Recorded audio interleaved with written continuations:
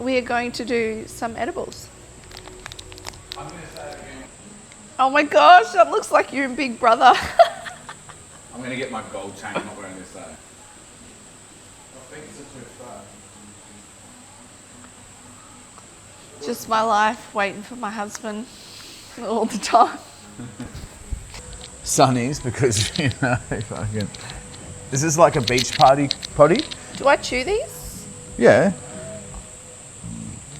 Alexa, volume 2. Okay, I'm finally sitting down. Okay, now. So it's New Year's Eve. Yep. What did you say it was? December 31st. I don't know what date it is. I can't tell you what date it is, but I can tell you December 31st, 2025. And the time is... Don't know. Don't know. It's maybe 4 o'clock. Mid-sunset. Maybe 3:30. No, these aren't for you. No. Right here, what I have is some edibles. She wants them. And we've already had a little toke. But now we're going to have these edibles. So Ellesha, you're going to have like 1/3. So you're going to chew that up. Cannabis edibles, not mushrooms. Medical. Scripted. They're very nice, like sugary. Oh, wow. That's what's dangerous about edibles. If they taste good like sugar, yeah. These taste like sugar. If you have 2 of those, night. Probably have the best sleep of my life. Bye. No, you'll be hallucinating and shit. 2025 was the biggest, most transformative year of both of our lives. It's the most change that's ever happened, and it's the most money and revenue and the most clients we've ever trained, and it's just been the most intense year. Like moving from our first home to our dream home, jumping from 400 square meters to 4,000 square meters, 10 times the amount of land. I didn't think about that till just now. So I want to talk about the journey when we got there. Let's go back to January. January, I remember we did our challenge. Yep. We did our challenge together. So January, this is where I'm going to get confused because I'm a little high. January, we're in Log Runner. Yep. We're in the old place. I'm well recovered from my bicep injury.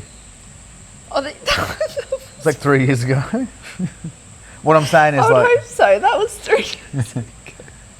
I can't remember what we were doing in January. We were doing the challenge. So this time last year, we were at Fitness Cartel and we were training. And we said, we're going to do our challenge. And I decided to do my deficit. Okay, I've got it now. I took all my before photos. I took my measurements. We took the body fat. I remember now. So that was when Fitness Cartel Sippy Downs first Just opened up. Okay, now I get a picture of what's going on. And we were quite excited. Yep. Because we didn't have our own gym yet. Yep. And we were like, oh, this is going to be... You had just purchased the office. Yeah, but it wasn't finished yet. Wasn't fitted out or anything. So we're going to Fitness Cartel. We're getting back into training after 2024. And we're like going all in on our own challenge. And we actually had like insane amount of sign-ups January, February. So the business really just, it was already growing and then it just went fucking crazy. And you would really dial in. I think we were taking the photos and the videos, remember, of each other in the garage, and we were doing the same video of us turning like each way for the transformation. Yeah. That was really cool. January was just a blur for me because I was just in work. Yeah. Kind of you were concentrated. Hustling. January's one of the biggest months of the year for fitness transformation, coaching, and just everybody. Like it's a reset. Yep. And we're just building on, I had a goal of getting to the most clients we've ever trained and the most people that have finished their transformation. No. Lucky you remembered that because I was like, fucking hell, I don't remember what the hell was going on.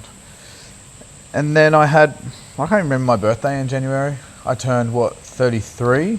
Yeah. January this year. I can't remember if what you the fuck did did I do? I don't think you did much for it. No. You went to... Thailand? Thailand. Oh, yes. I did. Was that in January? That was... Or February? I think it was the start of Feb, but I booked that for my birthday. Okay, yes. I booked a 7-day Muay Thai MMA camp in Thailand just on my own. And it was my first time doing like do you call it first class? Like the lay down flight. Business. No, it was more than business. I don't know if it was just whatever it is. It's a full lay down bed and it's like full crazy service. So it might be called business class. but it's plus. That was a challenging experience being away from you and Honey, and I had like my first ever bit of a anxiety attack thing on the first night I was there, because when I landed late, and then I'd been on a plane all day, so I was restless, and I went around to try and hang out with, like, as in just see some Aussies. And usually when you go to Thailand, you're like, oh, Aussies, people hanging out, it's like a cool culture. And I got kind of not so good culture. It was like Russians, and people were kind of like, I wasn't in like a nice area. I was just kind of doing my own thing. So it put me off a little bit. I had a bit of an anxiety attack. But then I trained, met Alexander Volkanovski, which was fucking crazy. I met Peter Yarn, Aljamain Sterling, all the guys at Bang Tao Muay Thai. That was an awesome trip, but it was challenging for me. But in 1 week of doing MMA and Muay Thai training, I came back like way more experienced to that. And I was like, fuck, I wish I could do that. Like, I wish I could just go somewhere and train, which I can next year. That's one of my goals for next year, is to join an MMA gym and just be consistent with like 2 or 3 days a week. Come back from that pretty rejuvenated. Yeah. And I remember coming back from there pretty motivated and pretty stoked about life. And we went hard on the next challenge. And that's when we kind of got, what was Feb like? Again, mostly working. February, you came back. I remember that. And that's when our accountant... Yeah. Oh, I get it. No, I get it. Because we started looking at houses then. I get back from Thailand, and within 3 or 4 days, I have a huge meeting with the accountant. And we go through how well we had done the end of 2024 and how well we were doing in January. And we basically had projections of increasing client base, business revenue. Our overheads were super low as well. And we're about to build an investment property. We already had been approved for like just over $1 million for an investment property. Then that investment property, the land there got extended, like the registration wasn't ready for it to be built on. So I'm in this accountant meeting, and my accountant's just like, why don't you just use your current house as your investment property and then get a bigger loan and buy like your dream home? And I was like, oh, this is not possible. Just basically like, have you ever thought about upgrading your home? And at this point, we never thought about that because we were so content on where we were. And we had been in that house for what, 4 years? Not even a full 4 years, I think. Oh yeah, 4 years, but not including us being away for 3 months in Thailand and Bali. Basically, we hadn't ever thought that we would be able to get into where we are now, because this area that we're in is like our dream area, and we wanted to get here by the time I was hoping to be here by the time I was 40, maybe 45. Like, most people who live in this estate are like business owners, builders, like really successful people that this is like their last kind of big home. And the average age here would probably be close to 50, at least 45. So I was like, I had a goal of like, I think I can do it in 10 years, like 40, 42, 43. And I would drive you sometimes through here. And I drove Mum through here specifically twice and was like, hey Mum, look at these houses and look at these big farm, like acreage blocks. I'm like, I'm going to buy a house out here one day.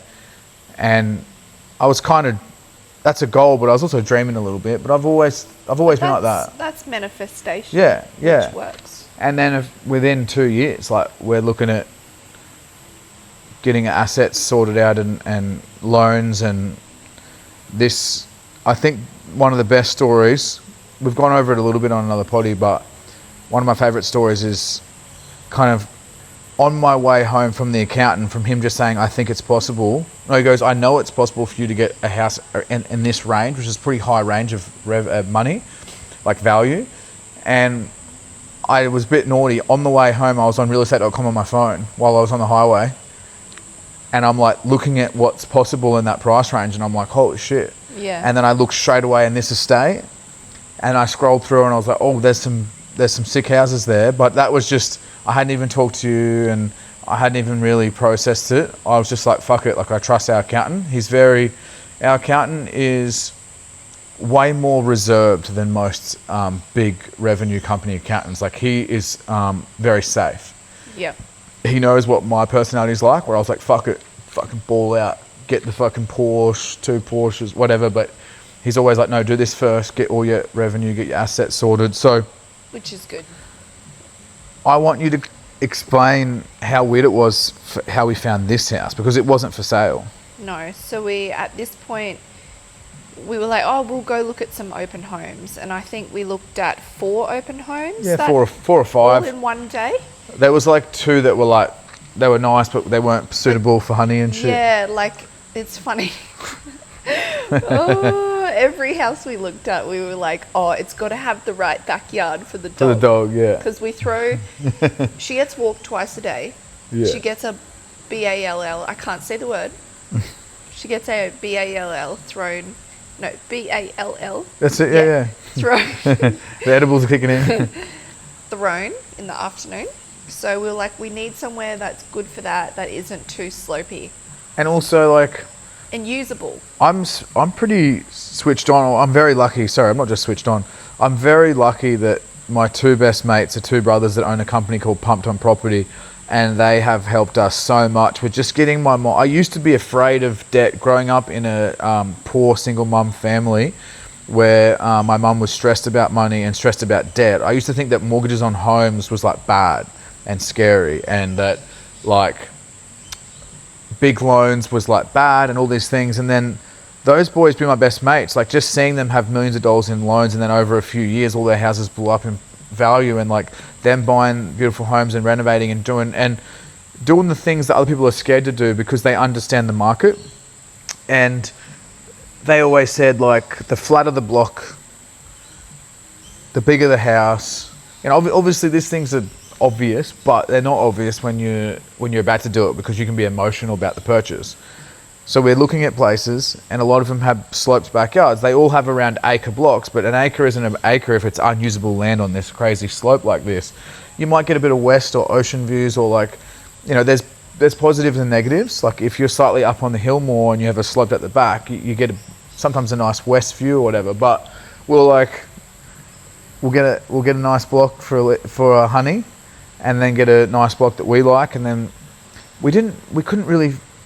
There was no home that really like stole our heart. Yeah, I think when you know, is what a lot of people say. Like when you really fall in love with it emotionally. Yeah. That's where it's like really. And some houses were nice, but they weren't. They weren't. Wow. We absolutely loved them. And then in this estate here, where all the open homes are, it wraps around. It's a circuit. So we kept going past this house. Huge white house with this cool ass fence, and we kept seeing gardeners out the front. Massive front block. Like the front yard is over like 1,500 square meters, like 1,000 square meters of just grass before you even get to the house. Yep. And this home just has this aura, this presentation to it where you're like, that's a fucking white. It was our style. Square, It's like we saw ourselves in there. And at this point, we didn't even know what the inside looked like. No. It wasn't even on the market. I knew that it'd be good because you could tell the... I remember you saying in the car, oh, wouldn't it be cool if that house was for sale? I literally said, oh, I wish that one was for sale. I'd buy that one tomorrow or whatever. Knowing that could be slightly more because of the presentation and whatnot. Didn't even know what the backyard was like. We didn't really fully get to see the pool either. We knew it had a pool because every house out here, most houses have a pool. And then... How many days was it? We're looking at those houses Saturday. Yeah. Monday morning, I jump on realestate.com. That's right. I open the app, and because it was a new listing in the area that I was looking, it was right at the top. Yep. And it said just added with big writing. It didn't have a price. It didn't even have a way, like an open home wasn't even, like there was no open home times. It was listed the night before at like 8 p.m. from the real estate agent. And I literally looked at my phone and went, fuck off. Like I was like, fucking hell, that's the house that we keep driving past that we were dreaming about. And you called them right away for an inspection. I hit him up straight away. I went straight into like fucking kill mode, as in like, I'm fucking gonna have this house. Like, and I didn't even need to show you because we already seen the house at the front, but I'm like, we've got to have a look. Call my mate Ben from Pumped On Property. I was like, can you do an open home with us? Because that dude's just, he knows what to look at. He's bought and sold with his company over $100 million worth of property easily. He's bought and sold personally like $25+ million, more than that, $30 million worth of home himself. So I was like, he knows what to look for. And we did an open home, and the real estate agents were like country, like laid back, like I could trust them. Really nice, really lovely. Yeah. Great to deal with. Just amazing. And then Ben kind of whispered to me when we were in the house. He's like, yeah. This is the one. This is, if you like this, we go hard on it.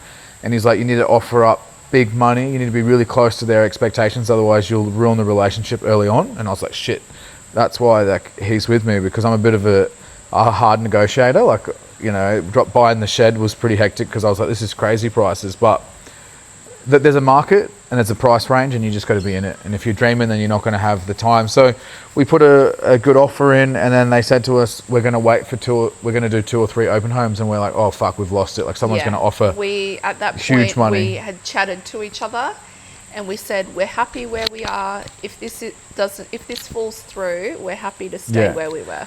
I think that's one of the most important things, and it's a lesson I've learned from that situation.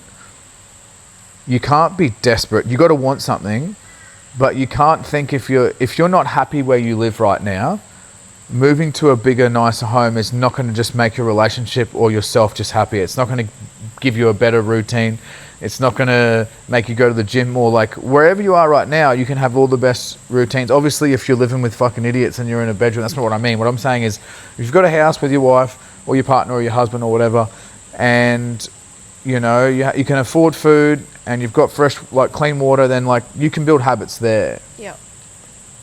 So we just told each other we love our first home that we built. Yep. You know, little backyard, just a humble home. We loved it. And we built the business from the garage there, and then they ended up coming back and taking our offer. As soon as we let go of buying it, this is so important to understand. As soon as we both let go of buying it and the emotion of it, and just said, if they don't get back to us, I actually gave up on it a little bit because I'm like, it doesn't seem believable. This is a crazy home. Yeah.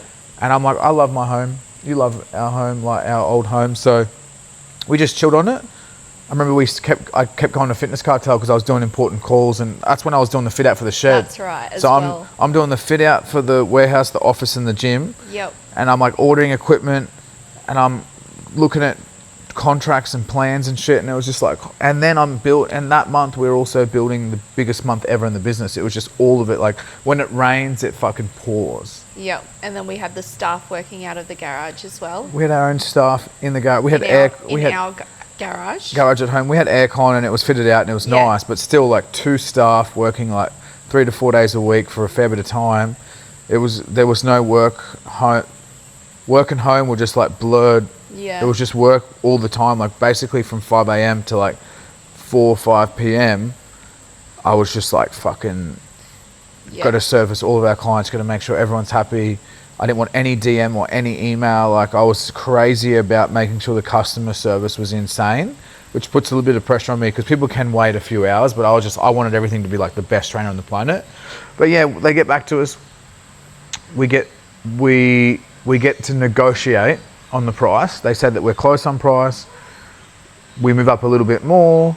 And then I remember getting the call. I'm in the backyard at the old house, and I get the call, and I'm like, oh no, like they want a second negotiation. They're going to pull it up closer to 3 mil or whatever.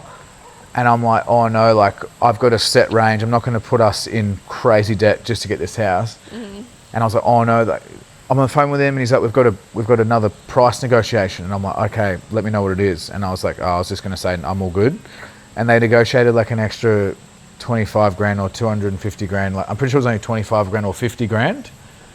And I was like, did you mean like 50, not 500? And he's like, yeah, just 50. And I was like, let me think about it. And I was like, I wasn't thinking about it. I put the phone, and I was like, just got to talk to my wife and stuff. And I'm playing it cool, but really I'm like this. I'm fucking doing this in midair, and I'm like, Ellesha, like, and then I'm like, all right, we'll take the offer, send the paperwork, we'll sign it this afternoon, we'll move in within like 15, 16 days. Yeah. And that's another reason why we got it for such a good price, even though it's still expensive, is other people wanted like 60 days or 80 days or 90 days on a contract to buy. And we did one of the craziest contracts, thanks to, again, my friends from Pumped On Property. We did like a 14-day contract finance. Within 15, 16 days, we're in the removalist truck moving in. Yeah, it was crazy. So the home... I was just packing boxes, like just Thank It God. was crazy, but it's so awesome. And I remember coming in saying to you, we got it. yeah. But then I was like, we can't fully celebrate until the contract goes through. And at this point, none of our parents knew either. No one knew. We didn't tell them. We didn't have time. We found out that day, and then we're like, we're not telling anyone until we get it. We didn't even tell our parents that we were looking at houses at this point, because we were just looking. No, hey, lay down. And yeah, we were just crazy. like, for a good 2 weeks or something, we were just like. We only told our closest friends. Yeah. And it was the biggest thing that's ever happened to us. Like Yeah. the craziest thing. Like buying your dream home at 32 and 33 years old, both coming from no money from our parents, no riches, no property before, like no investments, like just hard working. We worked massive hours every day, and there was parts of our relationship which was really tough. Like those parts where we're building our first home and I'm running out of money and I'm doing changes to make sure it's right, and the cost of things are going up, and I'm working full time in the gym and then trying to build this little dream of an online business. Everyone's like, this guy thinks he's fucking this booty coach, eh? Like people at the gym would like kind of make behind my back or whatever. They would be, you know, they were a bit narky. They were a bit, you know, they were. Because no one else has the balls to I was go out doing and do something that everyone was afraid to do, and I Yeah. was doing it faster and better than anyone else in Australia was doing it. And at that time, it was only just the local community. But I Yeah. became very quickly, we became the top bikini transformation trainer in the Sunshine Coast. Like, I'm got a waiting list. I basically just say no to people, saying I'm putting a few more hours into my online coaching. We started picking up online clients, but yeah, that the house was a big deal. And one thing that people don't realize is when you go through that huge dopamine. What was that? That was March. That was March, and then we moved in, and we had already booked a trip in April with our friends to Fiji. Fuck. And at that point, I was like, oh, I just really want to nest in the new house. Like, I think it was literally 7 days later we had to take off. Yeah, and we moved in for 7 days. It took me a lot to kind of process that. And I did want to pull out of it, but I didn't. We spoke about it. I said, if you absolutely don't want to go, we're not going to go, you know what I mean? But then I spoke about how I think it's so important that when you start making more money, or if you start living a more lavish life, or just whatever, no matter what you're going on with life, it's so important to make time for your friends. Yep. Because it could be the last group session, like the last group trip. It's like that New Year's Eve or that Christmas we were down to northern New South Wales in that farm home. Yeah, that was fun. That's the last group session before everyone started having kids. Yeah. And you just don't know at that time. No. So I just said, let's go to Fiji. Yep. It's not going to be perfect. It's not going to be anything like this. And yeah, it was a bit rough. We won't go into the details of some of the nights where people were banging and making noises, and the place was a little bit run down and a bit moldy smell. And I won't go into details because we could be here all day. Yeah. I could do like an hour review. Yeah, and then we came back from Fiji. We were only there for... I got to surf one of the best surf breaks on the planet. Like, it's known, Cloud Break, WSL was held there. The finals are held there. It's one of the best surf breaks in the world. And even though it wasn't the best trip, we had an amazing time meeting all the kids, giving some money and some stock for the school. We went to a little local Fiji school. We gave some money and some stock and some clothes, and we met these amazing kids and these teachers and this community. I remember playing soccer with like fucking 100 kids running up to my legs, and every time I did this pose, they'd all go, ah! And they were like loud and beautiful, and they had they would sing these most amazing songs in their classes and stuff. This beautiful voice. It was just such a different vibe. Like, it's like they appreciated life more. Oh, they're happier than kids that are in the Western countries. Like kids that have got access to like social media, and these kids are just, some of them don't even have shoes. Some of them don't even have school shoes. No. So they're not worried about what people are doing on TikTok and Instagram. But that was awesome. And I loved surfing Cloud Break, one of the best surf spots in the world. It was a huge experience. My heart was racing on the boat out to there, because I was like, this is one of the gnarliest places in the world to surf. And luckily we got a day that was only like just overhead, and good swell and angle, and wasn't dangerous as long as you did the right thing. But then I think we get back from there and you get a call saying that your car's ready. Oh yeah, I bought your Defender. Well, before that, within a few days of moving into this house, I buy my dream Porsche GT4. Like the most money I've ever spent and the most money I will ever spend on a car. That thing. And I bought it fucking cash. Like a lot of people have them and they have it on finance, which is not a bad thing. They still own it. But for me, it was really important that I bought it outright. Like when I say cash, I mean like personal money, which ended up costing a lot of money to be able to use personal money. But you had a goal. Yeah, I set that goal for 6 months. You didn't just buy it. You set yourself a goal first. I set a monthly revenue. That's what, Which I feel like is important, like the gratification. What is it? Delayed gratification. Yeah. It actually worked out really well because I had such a crazy monthly revenue goal that while I was aiming at the GT4, we actually ended up making enough to upgrade our home, which is like, that's just how much more we made than just the car. But I got the GT4. I remember picking that up from the dealership and driving it back here, and I was just like, what the fuck? It's crazy loud. It's like the most crazy sports car ever. And I get back and you're just like, whoa, like what a crazy car. And that's how we started our love of Porsche. But 2 weeks later, the Defender comes, which is another dream car, which is, I'm like, what the fuck? And then the dopamine roller coaster comes down after the celebrations.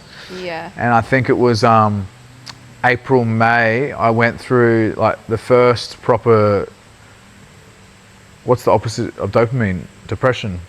Which sounds so silly because you think, oh, you've got all these things, but I don't think people talk enough about the... Well, that's the thing in MGK's lyrics. It's like the saddest I ever was when I made the most money or something similar to that. And you talk to a lot of entrepreneurs and just really successful people who make like really crazy money, or even people that have just humble hustle for 10 years to pay off something or to get to a certain point. Sometimes you get to that massive goal and you celebrate it, and then there's this downturn of like it's just dopamine. Like we got the house, supercar, like sports car, fucking dream car, and then a fucking Land Rover Defender is like specced out as well.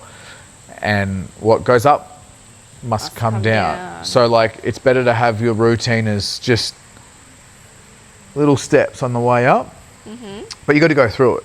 I was talking to my other mates that have had a lot of success and done big things, and they're like, yeah, that's normal. And you hear it in like the way Justin Bieber just like went away from music and stuff for a few years. It's like just dopamine from 16 to 20 just nearly kill you. And a lot of the people that have that in the Disney, Hollywood young kids that go through crazy fame, they end up fucking drug addicts and in fucking rehab and suicide, and like too much dopamine is not good. No. And I went through that in kind of a strange way because I couldn't just take time off and go to like I didn't need to go to a rehab place, but like I still had to make sure I was hustling because we just moved into the house and we have this big loan. So I'm like, I think it's added pressure of like, okay, huge dopamine, and then bang, we've got this loan, and I'm like, I want to make sure that our business is still healthy, and I'm fitting out a gym, and we're finally moving into the new office and having to manage staff and just learning how to be a business owner as more than just an online coach. Which I forgot to mention too, that was already literally the same day we moved into this house, I'm pretty sure. Yeah. Or was it the day before? We got keys for the shed. It wasn't fully finished, but I remember taking mum there when it was under contract. We took mum to the gym in the office. It finished like a week after we moved in.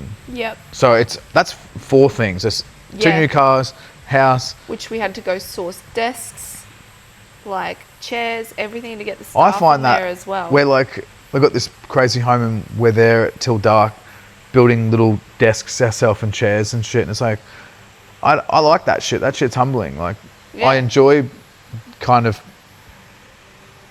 working on something and finishing it and building it and being proud of that. That was really interesting. We needed that. And now, wow, like this whole year we've been able to create such good content, private gym for us to work out. Yeah. Like that's fucking, we've dreamed about that. Like it's just, you know what? It took a whole year for us to even finish all the equipment. Yeah. We only just got everything. I just ordered some new weight plates like 48 hours ago, like 24 hours ago, as in like they just got to the gym. But yeah, the gym's fully finished. And we're in March, April, and I'm going through like, I'm getting headaches and ringing in my ear. I'm getting insomnia, like kind of chronic fatigue mixed in, and we're still making huge money, and I'm working big hours, and I'm still doing everything, but I would show up at work, show up with you best I could. You obviously see me at my worst, but I suffered in silence a lot. And that's, I think, what a lot of real masculine men that grow up, like growing up having to be kind of like my own father or to be the man of the house when I was like 13, 14, 15, I think you try to be as strong as possible because other people are going through worse stuff, or you want to be strong for your woman, or you want to be strong for your family and your friends and your staff, especially staff. I was like, I can't let the staff see that I'm just fucking absolutely like a shell of a human just because I'm going through this not sleeping, anxiety for the first time, kind of like properly, headaches, like just too much. Yeah. Not too much for one human to deal with. Like I might reply back to fucking 50 voice messages or WhatsApp messages, and then meetings, and then video calls, and then hundreds of reading emails and articles and approving programs, approving landing pages. It was just non-stop. But I think it was really good. That was also the same few months where you stepped up a lot in the business. You're like, let me do the invoices and just forward everything to me, because I was stressing out. I was getting late to paying stuff, and you're like, forward me all the invoices. You were already doing all the editing, reaction videos, uploading, and then doing the pay slips and the bank rec. And then you just started stepping up. Like you went from cleaning and doing cooking and stuff in a small home to cleaning a fucking 5-bedroom, 3 lounge rooms, 3 bathrooms, fucking 3-bay garage. Like, yep, it was a lot, you know. Yep, it's pretty interesting. And then fast forward, I can't remember what we did May, June, July. Winter here was nice. Was really nice. Winter. I don't think there was anything major in those months. We were starting to think about babies, and it was something because I thought, wow, like I need something that's outside of me. Like obviously I try to be the best person I can for you, and I try to be healthy, but because the business was so hectic and we're the biggest we've ever been right there, I had to give myself something else to, honey, leave it. She's nudging the tripod. She's nudging the tripod. Oi, come here. Come here. I had to give myself a bigger reason to be healthier other than just money. Yeah. So us talking about having a baby and me getting my fertility checked and finding out it's low, that was a huge motivation for me just to be a little bit healthier and maybe sacrifice. I definitely sacrificed some earnings and revenue. Come here. To just take back a bit my health and let the staff, and I'm training new staff non-stop, new people, finally hiring a videographer. But that was quite transformative, like learning that I can't have everyone communicate to me every day. Yeah. And I can't micromanage and try to train multiple staff and manage everything myself. Like that was when I realized that the business had got too big for just me. Yeah. And I had to really lean into hiring the right staff, getting the best female trainers, and then allowing you to step up. Because I always tried to protect you from the work and the stress, because you're like my princess. I was like, I want to make good money so you don't have to do stressful stuff. But then I realized if I'm completely fucked, the business will struggle the most, because I'm like the guy at the orchestra that's controlling everything. Yeah. So I was like, I need to allow you to step up and delegate. You're going to pull a nipple out when you're scratching that. It was really interesting. I don't really remember a lot of it because we're just quite busy. Again, going through like amazing. It was summer in the US and we're having our biggest growth at that time as well, with the US audience doing the Hot Girl Summer Challenge and everything. But throughout all this, I do remember you going through stages where you walked up to me with a tape measure and a body fat caliper, and you're like, okay, like you went through your own little thing when you first moved home, and I think what really put it in my mind was like, okay, if we're going to have kids, I want to be the best I can be before I have kids. So then when, or throughout pregnancy, the recovery will just be like labor and recovery, and will just be so much easier. Important. And I think it helps that, like, my mum, for example, she's the most amazing, loving human. No judgment. Like, she's had a harder life than anyone else I know. Yep.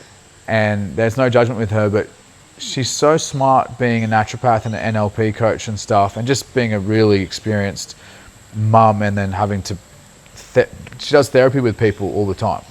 I remember her planting the seed to being like, if you don't get really fit and healthy before you have a baby, it's going to be hard for you. If you already struggle with food now, wait till you have the hormones of being pregnant coming through. And I think that was a really important part of the year for you and I, just my understanding as being a trainer. I thought I understood it, but in my head, I'm like, I just say I don't want to eat the food and I don't.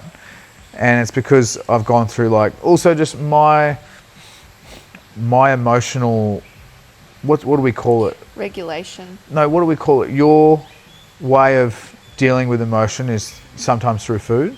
Food, yeah. What do we call that? Shopping and food. But what's that called again? Basically, for me, I just like suffer, and I'll get addictive about other stuff. Like, I'll be looking at cars all the time to try to distract myself from how fucked I am from the work. Or like, I'll be looking for the next dopamine hit, where you get the dopamine hit through the food. Yeah. And I was like, that's really interesting. Food is not my... I don't think... Food is kind of like not a chore to me, but I've done bodybuilding and I've gone through years of not overeating, but definitely binging after a bodybuilding competition till I was nearly sick. Not make myself vomit, but like, remember all the fucking cakes and the pastas and fucking... God. We'd do bodybuilding. The tan on. My mates and I, we'd do bodybuilding competitions when we were young. We'll ride into the gym, like fucking listening to Ziz Mix and fucking... This is before Chris Bumstead and shit. Like, we were into the OG stuff, and we just wanted to get jacked, and then I ended up wanting to compete and see how good my physique is against other people. But after bodybuilding for 3 or 4 years and tracking food for nearly a whole year, I think I did 365 days on MyFitnessPal or whatever, which is crazy. Did you win a streak? No, I got nothing. Got nothing. They were just like, keep going. I'm like, yeah, I can pay for the subscription. But I think I went through so much up and downs with food that food to me is like, just naturally food to me. I'm not like obsessed with food. I think if you starved me for 6 weeks, I might be. But even then, I actually enjoy the dieting more than the bulking for when I was doing bodybuilding. And people think, oh, you have so much fun eating McDonald's and stuff. No, real bulking is like eating dense, high protein, really good quality carbs that, like, while you're eating, you're like, can't fit any more sweet potato in. And then cutting for me, it was just like reducing it a little bit. I never super underate. But I think from that, I've got a pretty good relationship with food. And I really see food as something that helps me fuel my energy and workouts. And then I have my kind of emotional treats and stuff, which is like blueberries or coconut water, or like a bit of chocolate here and there, or a roast dinner or a KFC or whatever it is. But that June, July, August was where you started doing a challenge, and you said to me, please help me. You passed me the measuring tape and the calipers, and you were like, okay, I want your help. Like, instead of me trying to coach you, which I would just do that naturally because I'm like, oh, hopefully she just wants the help. But there were certain times where I was like, I give up. You can't lead a horse to water and make it drink. Yeah. So I was like, they've got to want to do it, and you can't push it on them because it makes them do the opposite. But you can slowly kind of encourage them and word it in a different way. But anyway, at this point I was like, nah, that's it. Like, I just don't feel good in bikinis. I just don't feel good within myself. There were certain times where... I want to do this properly this time.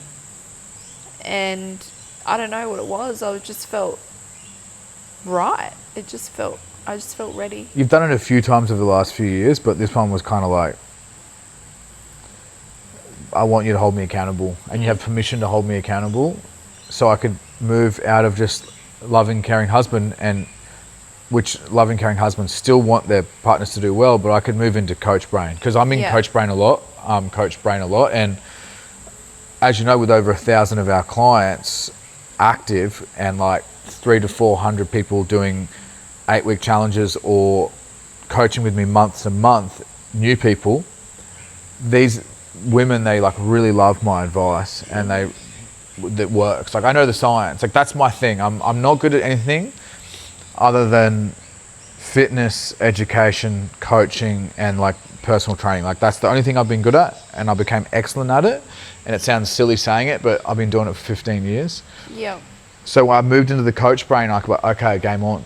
Yeah. And you were consistent, but throughout that 6 weeks of consistency, you had 2 more weeks left, and you got really close to where you were happy with your body, and then you started self-sabotaging. Yeah. There was one time there where I bought the Caesar salad kit. Just the goals, you know. Oh my gosh. And everyone, like, so wait, before you say it. I miscounted it. Maybe a lot of this audience won't find this funny because they'll be like, what the hell? Caesar salad is really healthy, right? Yeah, and I read the back of it and I was like, hell yeah, 300 calories to this whole bag, and it was a family size bag. She had like a full serve bowl that you put in the middle of a group of people. And I was like, I'll chuck some chicken breast in it, like it'll be so filling. And you were tracking it on MyFitnessPal and you were telling me, I'm in my calories, how good? And I'm like, oh, you probably should follow the meals from the meal plan that off the app, because like off our coaching app, because sometimes people calculate their meals wrong, and MyFitnessPal is not that accurate, and people use chicken thigh and say it's chicken, but they choose the lowest calorie option and shit. People start fucking themselves up. And I was like, I'll just let you do your thing. You know what I mean? I'm not going to micromanage. If you say you tracked it right, and then I seen you eat the bowl 2 or 3 times, or 4 times, and I was like, nah, that's not fucking 300 calories. Fuck no. The back of it, and it said something about 4 servings. 3, 6, 9, 12. 1,200 calories, and you were having that. So I went pretty much over my whole daily calories. You went up in weight after like 3 days, which is nothing wrong, but your goal was to be in a deficit and you didn't know. The only thing wrong with that is you got upset because you're like, oh my God, I'm not getting results. Like my body fat's not going down. Because when I say up in weight, we're doing body fat pinch tests, we're measuring. So if she built muscle, but her pinches went down and she was at the same weight, then we were happy. The goal was not to get lighter. The goal was to reduce body fat. And if you can increase muscle at the same time, if you're training hard and you're eating high protein and you've got the right programs and stuff. But there was a bit where she was not getting stronger, not putting on much, not muscle fast, and then the body fat was increasing. And you're like, what the hell? And then I was like, Caesar salad. Caesar salad serves Caesar 4. Salad. That's 1,200 calories, and that's. I'm not saying this is just. She was having that with a 1,000 calorie steak, so it was like 2,500 calories in one meal, and that was her. That was more than her daily intake. That was like 3 days limit or something. But anyway. But yeah, you got back. You learnt that few things aren't as what it seems in MyFitnessPal, and you started focusing more on following a simple meal plan. Yep. Which I try to tell you that, with a little bit of variety, like on the Booty by Jack's app. And then you really leaned into like, okay, I'm going to focus on the training and not obsess over the food, and get really good at the training and get really strong. And you went through the most incredible transformation. Like the results that you have now are still from that 8-week challenge. If you didn't start that 8-week challenge, you did some maintenance, you had a bit of a diet break.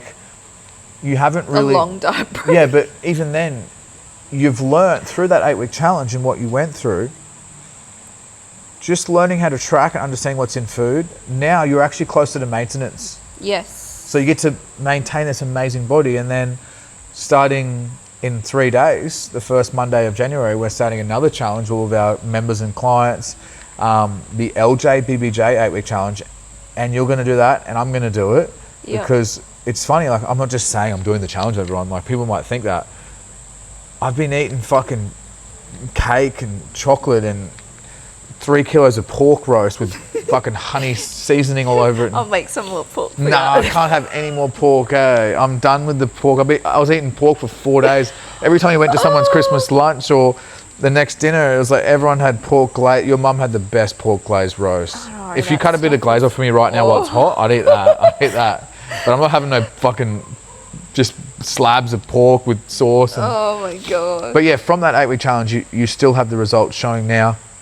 You're very similar shape, which is amazing, which is crazy to have June, July, we started 8-week challenge to get you ready for summer or whatever.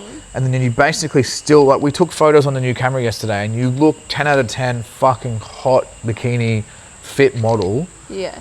And what's amazing is you know that you missed the habit and the routine of doing some tracking and some training. So we're starting 8-week challenge again, and this one's more just like fitness. Yeah. Like, we're going to try and get as fit as possible. We're going to start fucking walking these hills because we're not walking the hills as much as we used to. Hey, it is summer and it's hard. hot. It's hard. But we're going to start walking them, and then eventually I'm going to start running them. It is summer here in Australia. Yeah, people might think, what the fucking, is that cold over there? But that got us to June, July, August. Let's smash. Nothing crazy happen August, September, October. I was just focusing on my health, working on fertility. My sister had a baby. Yes, so we got to meet my nephew, which, having a blood-related close baby, I just sniff him and I'm like, oh, I love him. I just want to hold him out. I'm getting real clingy. So I want our own baby soon. So we'll work on that. That's something we haven't spoke about on Instagram, because every time you speak about anything to do with babies, the fucking girls go crazy. The women just go wild. They're like, oh my God, you're going to be the hottest parents. And they put pressure on Ellesha, and accidentally pressure on Ellesha, but the pressure's on me, so it's all good. So we have my sister down, we meet my nephew, and you're holding a baby, and it's making me like... Give you the hormone. Yeah, like seeing you hold a little baby and looking after him, I'm just like... It's such a weird feeling seeing your partner. I think it's so nice. It's beautiful. Seeing your partner hold a baby, it's so cute. I think it makes it even more special when you're at the age where you're looking to have kids soon, because then you're like, oh my God, that's a snapshot of it. It's crazy, and he looks so much like you too. People were messaging back on Instagram saying, oh my God, he looks like you. And I had to keep telling people, it's not my baby, it's my nephew. Yeah. So cute. As we're looking at the photo now, there's like a family photo just in front of us. He got his little finger in his mouth. And I think it just hit, so see you later. Yeah, that edible. I'm going to get a close-up in my eyes just to have a little check out. I'm like, I might just get some water. Oh, it's behind you. Remember I told you to bend over and grab it? No, how did it end up there? I know what you're doing with the bending over. I was trying to get it to have a look at my eyes. Ready? I'll look into the lens. Ow! Dog got me. So let's put. Okay, I love it. I'm getting fun now. Yep. Let's put September. I need some water too. Shit, boy. We're going to put October, November, and December where we are right now. The last day of December. Yes. We're going to put that all together. Again, a lot happened in that sort of period. Like, some big things happen. I was asked to speak at Clean. LJ come over. We worked on the new, we've been working on this for fucking 4 months, this challenge. Like, it's collaboration. Watch this, ready? You're such a weird dog. And now he's going to drink out of it. Lay down. Hey, lay down.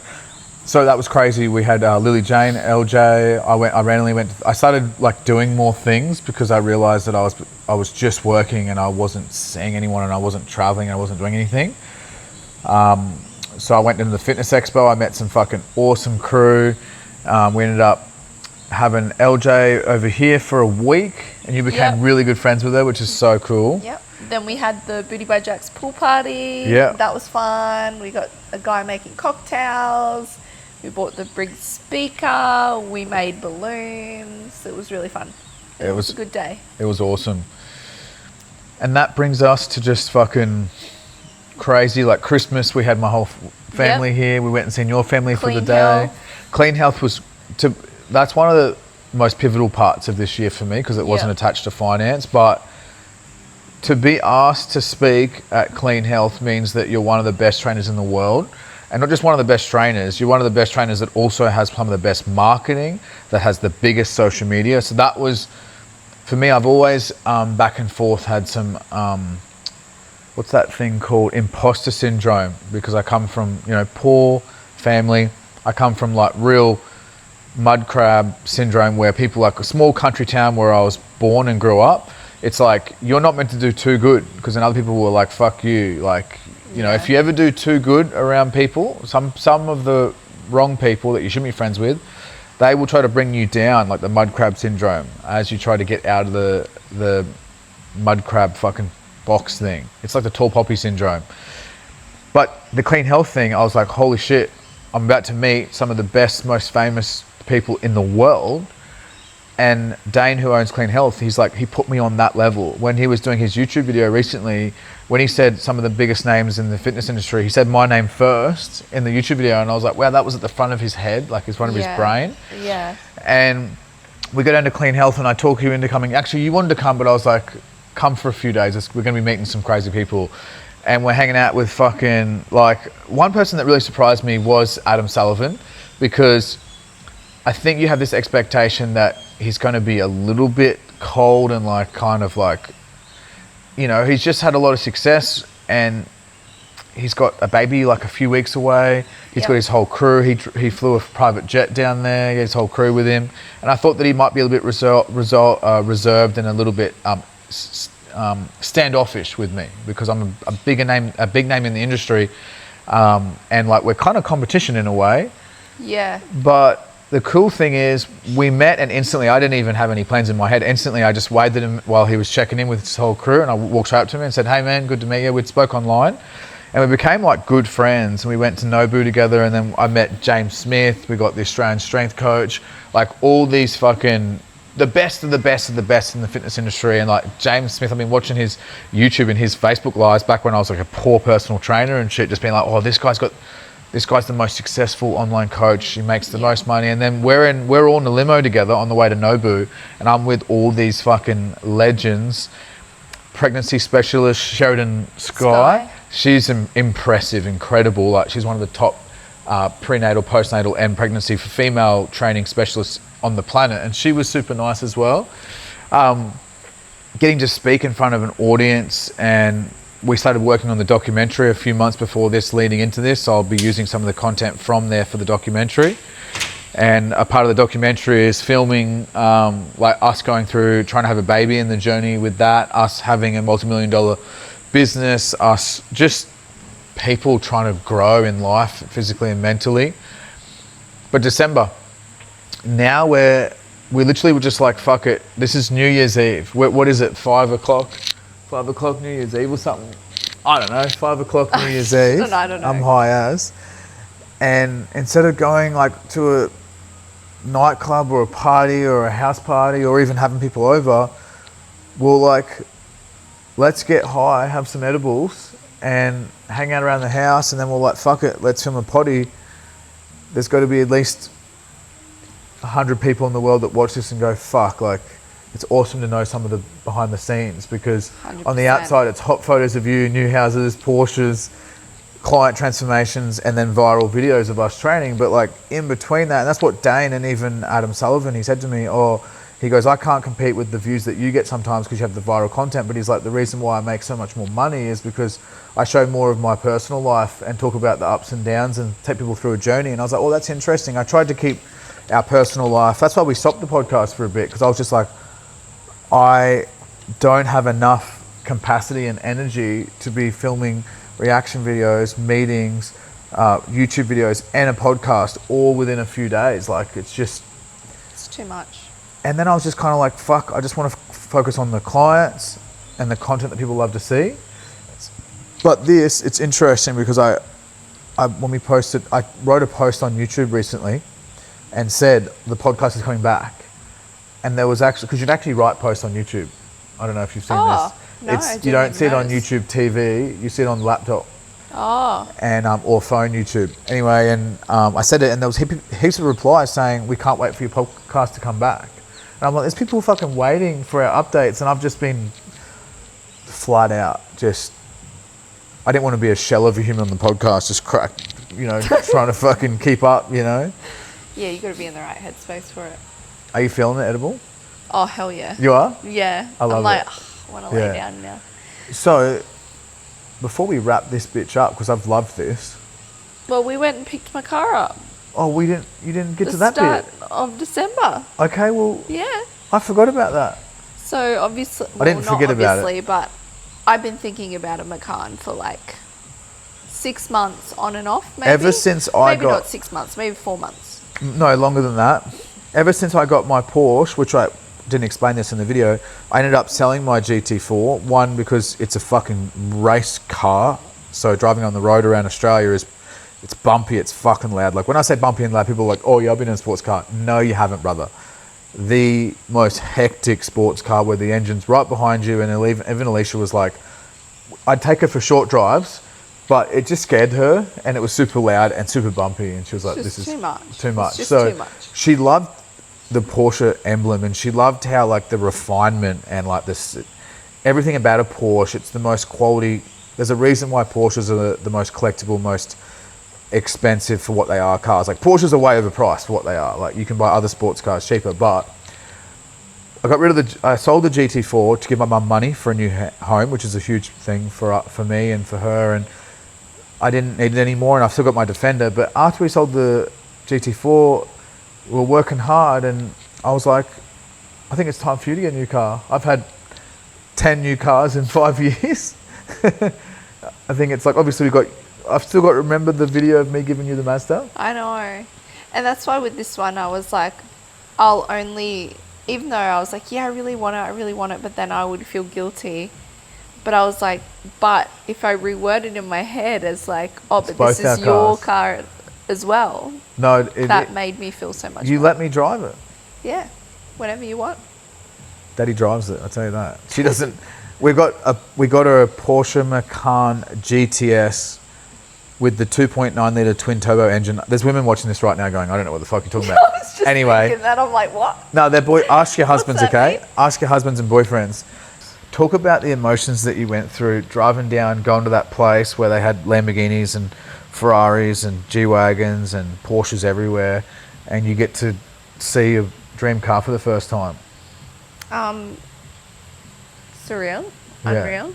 You had a little female boner. I was like, I remember I was wearing my ring, my Aura ring. Oh yeah.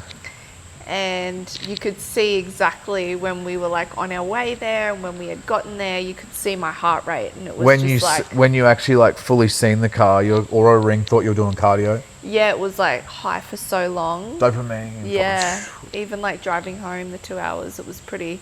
What I love about it is up there. It's perfect for a baby. We've already tested that. Yep. Like I did my research. Super reliable. Everyone doesn't realize this, but the reason why Porsches cost 3 to 4 times as much as like Mercs and other brands is Porsche's the most reliable German brand. And you can argue with me if you want, but I'm on the spectrum. I've done more research than any other human should ever do. I know every spec and engine and detail and shit. That's one of the best cars you can buy right now for under 200k. And it handles incredibly well, and sometimes I put it in sports mode when I'm driving Ellesha around, and she's like, slow down, my baby. It's too much. It's fun. But yeah, that was awesome. I want to just tell you that you deserve that car.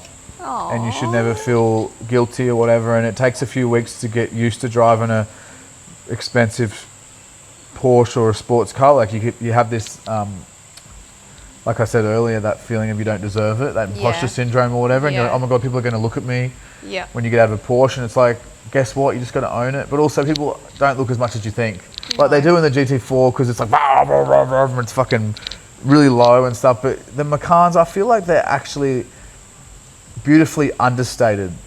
Like even the GTS badges, they're not, it's in the same colour as the car, so if you know, you know. Yep. It's one of those cars. It's like when you see a special Porsche that's older, everyone's like, oh, what's that old car? I'm like, that's a $2 million car, brother. I know. Crazy. But December was wild. Yeah, and then you had your family here again, which was really nice, and then now here we are. I want to talk about just some of your short, quick goals, and then we'll wrap this up. What are some of your goals for just the next 2 to 3 months? I think not looking too far forward at this moment. We've made huge leaps, but let me look far forward because I'm crazy about that. But I think, and for me, I want to do this as well. So I want to know yours, and then I'd like to talk about mine. What is your, and it can be anything. It can be about buying this bag that you want or whatever, but like some of your goals, like any of the things that inspire you at the moment for 2026 for the first 3 months.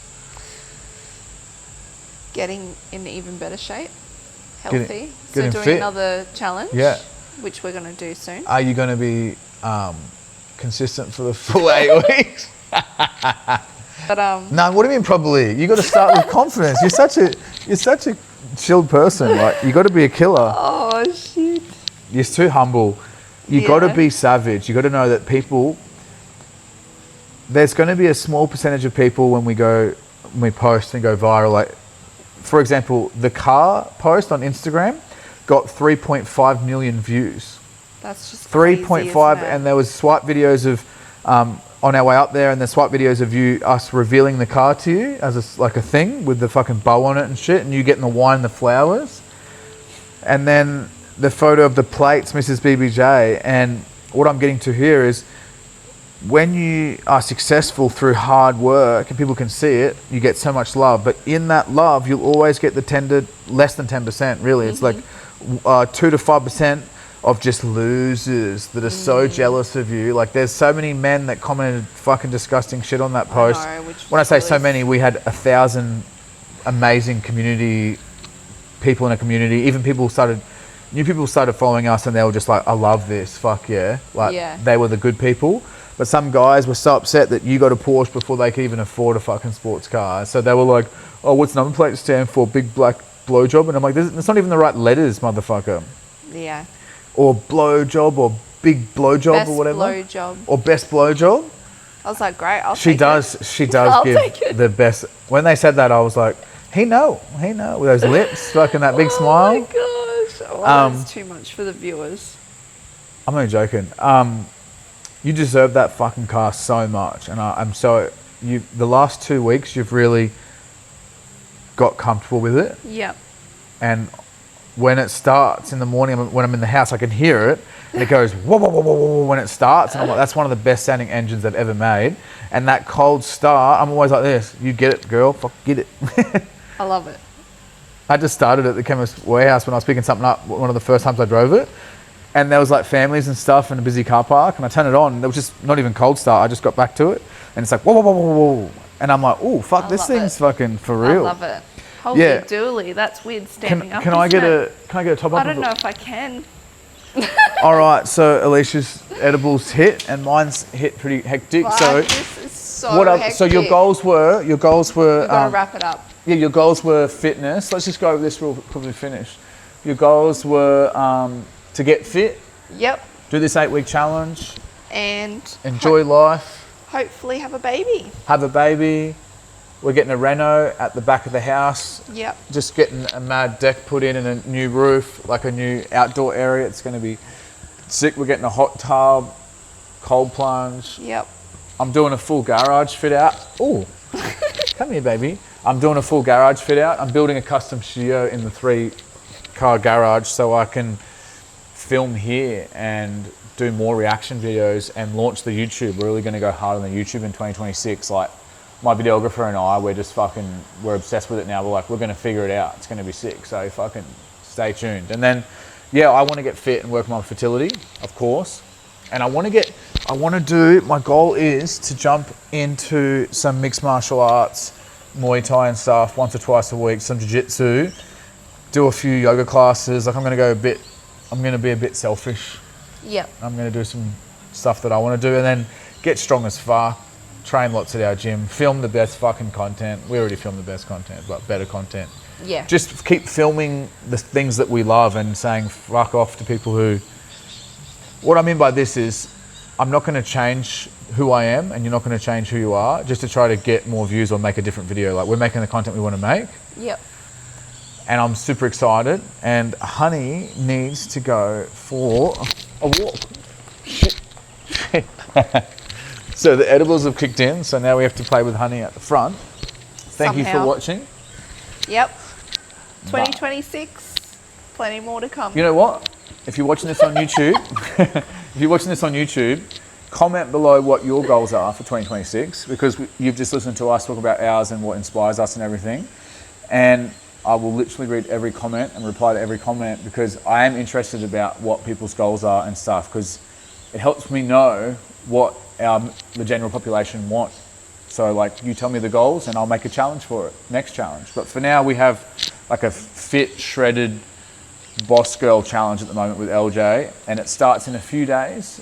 So you can go to the link in our Instagram, Booted by Jax, and that's it. Yep. Show me your eyes. Hold it. You got these like underneath, like woo. Wait, put your eyes really close. These edibles are kicking in now. My eyes aren't too bad, but I know it's happening. Oh, it's happening. I can't even. I'm not even where I'm looking. This lens in this camera looks sick. Look, bros. Oh, see you later. Bye. See you later.